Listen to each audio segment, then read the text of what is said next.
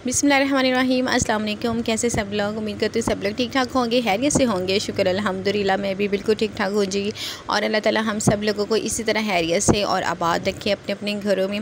मकान को घर बनाने में एक हाउस वाइफ का बहुत ही अहम रोल होता है, इसलिए हर हाउस वाइफ का मेंटली और फिज़िकली फ़िट होना बहुत ज़रूरी है, ताकि हम हाउस वाइफ बिल्कुल स्ट्रेस फ्री हो के अपनी तमाम रिस्पॉन्सिबिलिटीज़ को और तमाम चीज़ों को अच्छी तरह से मैनेज कर सकें। तो आज के ब्लॉग में मैं आपसे इसी तरह की मोटिवेशनल टिप्स लेके आई हूँ, जो कि आई होप कि आपके बहुत काम आने वाली हैं, और मैं इसको खुद भी पर्सनली अप्लाई कर चुकी हूँ और कर रही भी हूँ। सबसे पहले तो हमारा सुबह जल्दी उठना बहुत ज़रूरी है। इससे एक तो आप सारा दिन एक्टिव रहेंगे, दूसरी आपकी हेल्थ भी अच्छी रहेगी, और तीसरे नंबर पे कि इससे आपकी तमाम दिन की जो रूटीन है बिल्कुल अच्छी तरह से आप काम सारे कर सकेंगे और रूटीन बिल्कुल अच्छी तरह मैनेज हो जाएंगे, यानी कि हर काम जो है वो टाइम पे होगा। तो सबसे पहले नंबर पे तो आप जल्दी उठने की आदत डालें, और जब जल्दी उठते हैं ना तो हमारे पास टाइम बहुत ज़्यादा होता है हर चीज़ को अच्छे तरीके से करने का भी। और जब बच्चे वगैरह भी उस टाइम सोए होते हैं, हाउस में जिनके छोटे बच्चे हैं उनके लिए तो ये बेस्ट टिप है।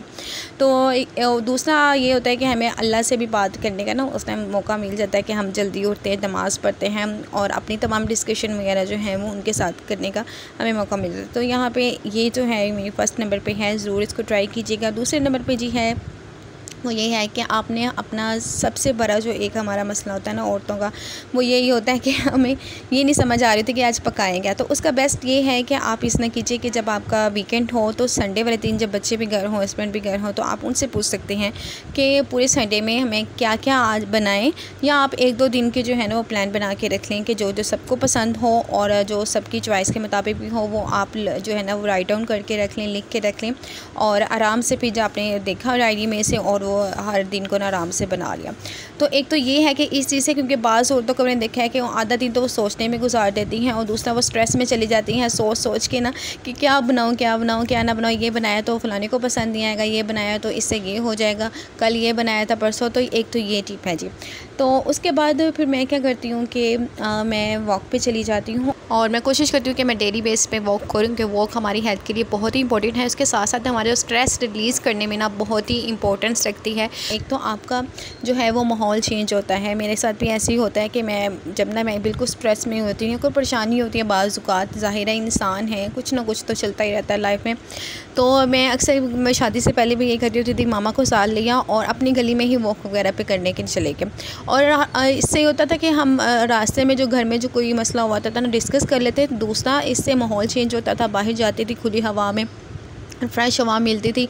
और वॉक करने से मैं आपको यकीनन बता दूं कि बहुत ज़्यादा स्ट्रेस फ्री हमारा जो है ना स्ट्रेस वो लेस होता है। ज़रूर ये ट्राई कीजिएगा वॉक को। और इसके साथ साथ आपकी फ़िटनेस के लिए भी बहुत है ये बेनिफिट है कि वॉक करने से हम खुद भी फ़िट रहेंगे, ना सिर्फ फ़िज़िकली तौर पे बल्कि मेंटली तौर पे भी ही जो वॉक है वो बेस्ट है। तो ज़रूर इसको भी अप्लाई करें अपनी ज़िंदगी के अंदर।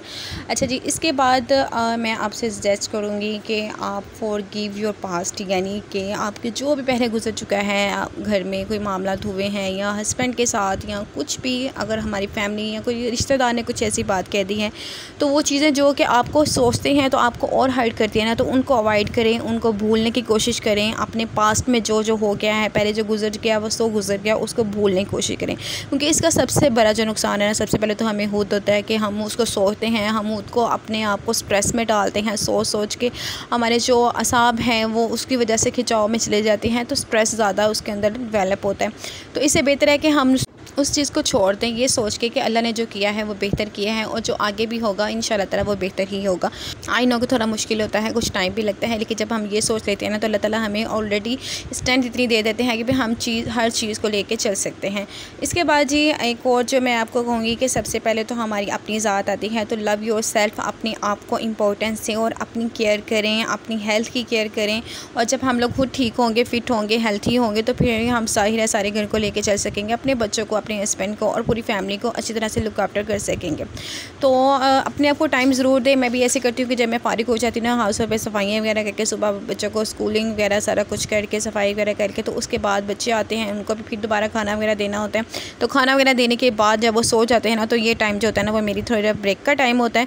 और इसी टाइम में फिर मैंने अपनी जो है वो तमाम करने होते हैं, रेमेडीज़ वगैरह कुछ लगाने होते हैं, या मुझे ना ये DIY चीज़ें बनाने का भी बहुत शौक है, तो मैं वो चीज़ें जो है ना उसमें करती हूँ। यानी कि वो चीज़ें करने की कोशिश करें जिनसे आपको खुशी मिलती है, आपकी ज़ात को खुशी मिलती है, या अपनी पुरानी चीज़ें जो आपको पहले अच्छी लगती थी शादी से पहले में से म्यूज़िक सुनना होता है, पेंटिंग करना, कुकिंग करना, जो कि आपकी चीज़ें जो कि आपकी फ़ेवरेट रही हैं और अभी तक आपकी फ़ेवरेट हैं, आपको करने का टाइम नहीं मिलता, तो उस टाइम में ना आप कर सकते हैं ये वो चीज़ें करें। उसके अलावा अपना ख्याल रखें, आप कपड़े वगैरह तब चेंज करें तो हल्का फुल्का सा मेकअप कर लीजिए। उस टाइम नहीं अगर करना है तो अगर शाम को जब हस्बैंड आते हैं तब तो मस्ट है आपको हस्बैंड के आने से पहले पहले आपका बिल्कुल नीट एंड क्लीन होना बहुत ज़रूरी है। आप चाहे पुराने कपड़े पहने लेकिन आपके साफ़ सुथरे कपड़े होने चाहिए। हल्का सा परफ्यूम लगा लें और हल्का सा टिंट वगैरह लगा लिया, लाइट सा काजल लगा लिया और बस इतना ही काफ़ी है। ये नहीं कि बस इतने कहीं जाना हो तो तैयार हो और बच्चे भी फिर के आपको दे के बोले मामा आज आप कहीं जा रही हैं, तो ऐसे नहीं होना चाहिए। आपको ऑल टाइम ऑल डे इस तरह रहना चाहिए जैसे वर्किंग वूमन बाहर जाके तैयार हो के जाती है ना, तो इसी तरह हमें घर में भी तो हम वर्किंग वूमन की तरह ही हर वक्त हमारा तो 24 आवर्स वाला काम है, तो हमें भी अपने आप को और दूसरों को अच्छा दिखाने और अपने आप को अच्छा दिखने के लिए, और आज जब हम अपने आप को इस तरह देखेंगे ना बिल्कुल नीट एंड क्लीन और थोड़ा सा हल्का सा अपने आप को अगर हम देखेंगे हल्का सा मेकअप में, तो हमें खुद भी अच्छा फ़ील होगा और हमारा ऑल डे जो है वो बहुत ही अच्छा गुजरेगा। तो एक तो ये है जो कि मस्ट है अपनी ज़ात के लिए। उसके बाद जी जो मैं एक और आपको बताऊंगी तो वो ये होगा कि एक तो मैंने इसी के अंदर आपको बता दिया कि ब्रेक देनी बहुत ज़रूरी है अपने आप को। तो जब बच्चे सोते हैं ना उस टाइम आप भी आधा घंटा या 15 मिनट के लिए ही ना उनके साथ लेट जाएं और अपनी बॉडी को पुरसुकून रखें, बिल्कुल ब्रेक दें। इसके अलावा भी आप जो सारे दिन में काम वगैरह करते हैं ना तो उसके मुख्तलिफ पोर्शंस में आप जो है वो रेस्ट कर सकते हैं। जैसे कि आप आधा घंटा घंटे के लेकर किचन का काम कर रही हैं तो उसमें आप 10 से 15 मिनट के लिए ब्रेक लें, थोड़ी देर बैठें, थोड़ी देर सा टीवी बीच में देख लिया या किसी बच्चे के साथ कोई गेम्स वगैरह खेल रहे हैं या बच्चों को साथ देख लिया, तो इस थोड़े से ना ब्रेक लेने, इससे होता है कि हमें थकावट नहीं होगी। और अगर हम लगातार सारा दिन काम करते रहेंगे ना तो फिर इससे होता है बहुत हमारा माइंड भी और हम फिज़िकली भी बहुत ज़्यादा थक जाते हैं और उसके बाद चिड़चिड़ापन स्टार्ट हो जाता है। जब तक हस्बैंड के आने का टाइम होता है ना हम फुल ऑफ जो है ना वो इरिटेशन वाला जो पैकेज है ना वो बन चुके होते हैं। तो अपने आप को ब्रेक देना बहुत ज़रूरी है, ये नहीं कि सारा दिन लगातार आप लगे रहें। तो मैं भी इस तरह करती हूँ कि जब बच्चे सो जाते हैं ना तो मैं भी 10-15 मिनट के सोती हूँ, उसके बाद मैं उठती हूँ और उठने के बाद फिर मैंने कोई रेमेडी लगानी होती है वो कर लेती हूँ, या अपना मोबाइल पे थोड़ा बहुत कोई व्लॉग वगैरह देखना होता है वो देख लेती हूँ, या वैसे ही थोड़ी देर के लिए बैठ जाती हूँ पुरसुकून होकर, चाय शाय बना के पी ली उस टाइम।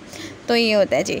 अच्छा, इसके अलावा दूसरों की बातों को ना इग्नोर करना शुरू करते हैं, दूसरों की बातों को एक कान से सुने और दूसरे कान से निकालते हैं। ये तो जो है आजकल के दौर में जो है ना ये तो बेस्ट एक ट्रिक है अपना खुश रहने के लिए और स्ट्रेस फ्री होने के लिए, क्योंकि हम जितना दूसरों की बातों को अपने सर पे सवार करते हैं ना अगले को तो और मौका मिल जाता है कि इसने देखा मेरी इसको मैंने हर्ट किया है।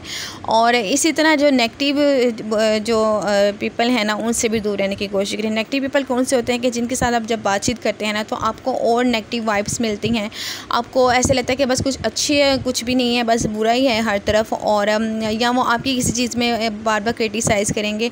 तो जो लोग आपको लेट डाउन करें ना बार बार, तो ये आप तो श्योर कर लीजिए कि वो आपसे हसद कर रहे हैं और इन लोगों से 100% श्योर कि आप इनसे दूर रहने की कोशिश करें। बहुत कम इनसे मिला करें, बल्कि मैं तो कहती हूँ बिल्कुल मिला ही ना करें। जिन लोगों से आपसे अच्छी वाइब्स मिलती हैं और जब जो उनसे बात करके आपको अच्छा खुद भी फील होता है ना, आप उनसे मिलें, उनको अपने जो आपका सर्कल है फ्रेंड्स का उसमें शामिल रखें। और जो लोग आपसे हंसे करते हैं उनसे इग्नोर करें उनको, और उनसे बिल्कुल भी ना मिलें आप। इसके साथ ही जी मैं एक और आपसे कहूँगी कि घर में ना प्लांट्स वगैरह ज़रूर ला के रखें। घर में प्लांट्स अगर होते हैं तो उसको देख के भी ना हमें बहुत अच्छा फ़ील होता है, हमारा माइंड फ्रेश रहता है, हमारा मूड फ्रेश रहता है। और साथ ही हर तरफ ग्रीन ग्रीन जो होता है, ग्रीन कलर तो वैसे भी ठंडक देता है, आंखों को भी देता है, तो ज़रूर रखें। और ज़्यादा नहीं, अगर आप जितना आपका जो है ना चादर दे के पाँव फैला सकते हैं, ज़रूरी नहीं मैं आपको कह रही हूँ कि पूरी बालकोनी या पूरा आप गार्डन बना लें। आप छोटे छोटे से गमले ले आएँ जो कि बहुत ही नॉर्मल प्राइस में मिल जाते हैं, वो गमले लेके आएँ, प्लांट्स लेके आएँ, और जब वो आप उनको बढ़ता हुआ देखेंगे ना तो आपको बहुत ही अच्छी फीलिंग होगी। तो प्लांट्स भी ज़रूर ला के घर में रखिए जी, इससे भी बहुत अच्छी फीलिंग आती है।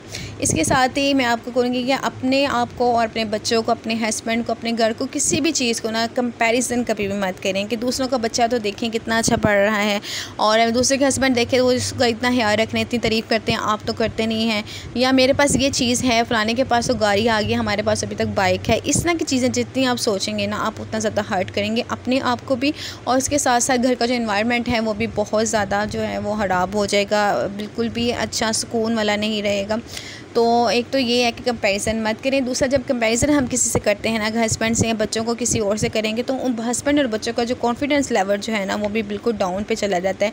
अगर आपने किसी का कॉन्फिडेंस लेवल बिल्कुल ख़त्म करना है ना, तो आप उसको दूसरों से कंपेयर करना शुरू कर दें। तो कंपेयरिंग और कंपैरिजन जो है वो बिल्कुल ख़त्म होना चाहिए लाइफ में। इससे मामला जो है ना ठीक होने के बजाय मज़ीद ख़राब होते हैं और हमारे घर का सुकून ही इसमें बर्बाद होगा। अपना ही नुकसान हम करते हैं, किसी का कुछ नहीं जाता जी।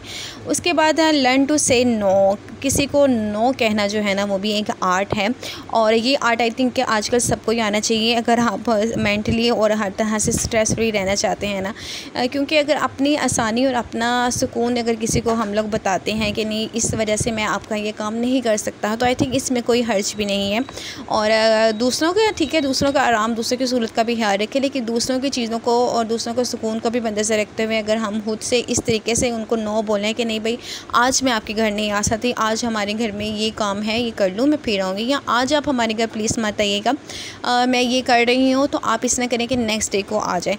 तो इस तरह से अगर हम लोग हैंडल कर सकते हैं कि किस तरह से हमने किसी को नो कहना है, और इसका जो एक ट्रिक है ना उसको करते हुए हम कहें, तो आई थिंक इसमें कोई हर्ज नहीं है। तो ये कहना ज़रूर आना चाहिए। अगर हम ये नहीं कहेंगे तो ज़ाहिर है फिर हम लोग ही सर्वाइव करेंगे, और अगले ने तो जो कहना होता है वो तो कह ही देते हैं। तो ये एक बहुत इम्पोर्टेंट एक बात है जी। इसके अलावा फिर एक और बात कि अपने किचन और बाथरूम को ना नीट एंड क्लीन ज़रूर रखें। मस्ट श्योर होना चाहिए आपको कि आपने अपना बाथरूम और किचन जो है वो क्लीन रखा हुआ है, क्योंकि इससे बहुत अच्छी वाइब्स आती है। और उसके साथ साथ घर को भी बिल्कुल नीट एंड क्लीन रखने की कोशिश करें। छोटे बच्चे हैं लेकिन फिर भी कोशिश आप करें कि ज़्यादा टाइम जो है ना वो हमारा घर नीट एंड क्लीन रहें। किचन और बाथरूम जो है उसको देख के हर औरत का एक सलीके का पता चलता है कि कितनी सलीका मंद है, और बाहर से भी आएगा ना वो भी देख के ज़ाहिर है आपकी तारीफ़ ही करेगा, तो आपको अच्छा भी लगेगा। और जब आपको अच्छा लगेगा तो आपका और दिल करेगा कि मैं इसी तरह से अपने घर को साफ़ सुथरा रखूँ। तो किचन बाथरूम तो फर्स्ट नंबर पे है, उसके साथ साथ घर को भी रखना बहुत ज़रूरी है जी। इसके साथ ही अपने आप को इनकरेज करें, छोटी छोटी चीज़ों पे लेके ना अपने आप को हौसला दें और अपनी एडमायर करें कि मैंने ये काम किया है, शाबाश। अपने आप को खुद ही शाबाश दें।